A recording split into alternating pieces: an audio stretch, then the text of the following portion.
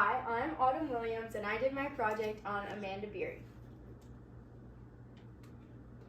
Amanda Beery is my mom, and she grew up here in Lynchburg and attended LCA and then went on to go to Liberty. She cheered at Liberty, and then she went on to become a coach and has been coaching now for 28 years. She was actually my cheerleading coach in high school.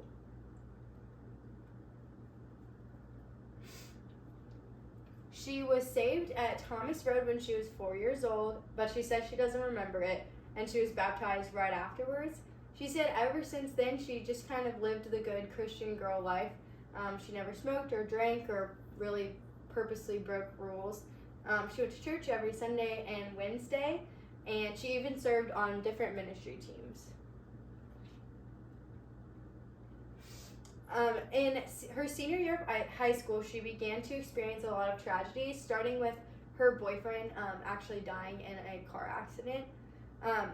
And so that just continued to be a theme throughout her adult life. She's had a lot of tragic deaths happen randomly. She got married at 19 years old to a youth pastor from Liberty, who's my dad, and she continued to live that good Christian girl life. And one day she prayed in church. She was like, God, I don't feel convicted ever. And then right after that, her marriage began to struggle.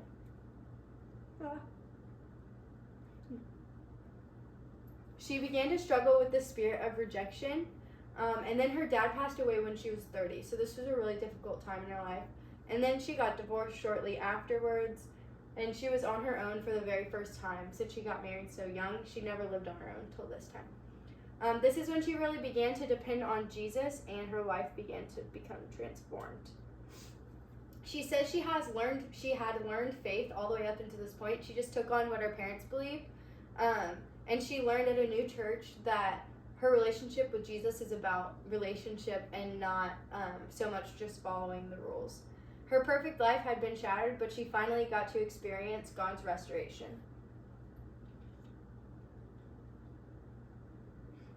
A couple of her spiritual disciplines are prayer and worship. She prays all throughout the day, and she prays with her husband at night. And she's constantly praying for big things like breakthrough for my siblings. One of the ways I've seen prayer move in our lives is when she married my stepdad, sometimes he wouldn't say the kindest words. He wasn't very kind in the way he spoke, but she has prayed for him every single day since they got married, and I have just seen him completely transform, and now it's a very rare day that you see him say anything mean. She also worships all day long. She worships in the car and in the house, and she says it's refreshing for her mind, and I've learned to do this too when life gets hard. It just helps to listen to music that is speaking truth over you and not other things. Her favorite verse is Romans 12:2. Do not be conformed to the patterns of this world, but be transformed by the renewal of your mind, that by testing you may discern what is the will of God, what is good, acceptable, and perfect.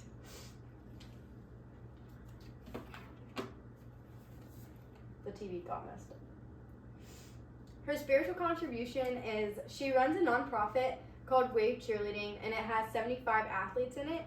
Like I said, she coached me in cheerleading, and she just makes Jesus the center. Her motto is love them to it. So every time she goes to teach a team or coach a team, she tells them, or she focuses on loving them instead of constantly beating them down and correcting them. She's just like your best friend as a coach. She's so loving. She mentors young girls in life skills and their walk with Jesus.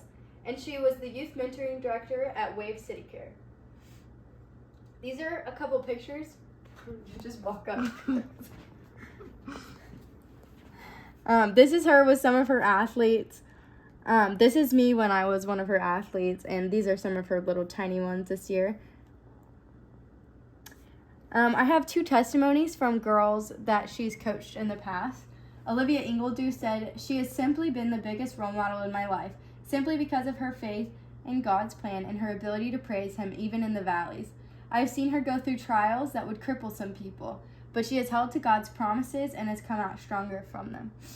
Peyton's testimony is a little bit different. When she came to Wave, she wasn't pursuing Jesus fully. She knew who Jesus was, but she didn't really have a relationship with Him. Every practice, Coach talked about Jesus, And eventually, after a year of being under her, she reached out and asked her how she could grow in her relationship with Jesus. She began reading Proverbs every day, and ever since then, her life has been totally different. Peyton's started sharing with me, and she's now in college, but I got to see her completely open up. After I graduated, she became a new girl, and just you could see how her confidence had grown since she started the program. The end.